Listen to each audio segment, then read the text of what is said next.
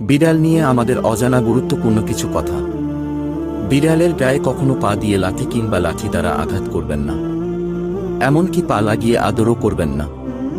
মনে রাখবেন, বিড়াল একমাত্র মাংসাশী প্রাণী যাকে আমাদের রাসূল সাল্লাল্লাহু আলাইহি ওয়াসাল্লাম ভালোবেসে তার গায়ে হাত বুলিয়েছিলেন, কোলে বসিয়েছেন।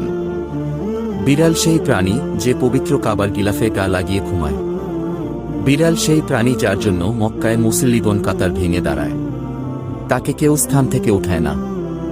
বিড়াল সেই প্রাণী যাকে পানি পান করানোর জন্য মক্কায় আলাদা লোক নিযোগ দেওয়া হয়। বিড়াল হাদিসে বর্ণনাকৃত একমাত্র সুস্পষ্ট প্রাণী যাকে বেঁধে রেখে কষ্ট দিয়ে মারার জন্য এক নারীকে জাহান্নামে নিক্ষিপ্তের ঘটনা আছে।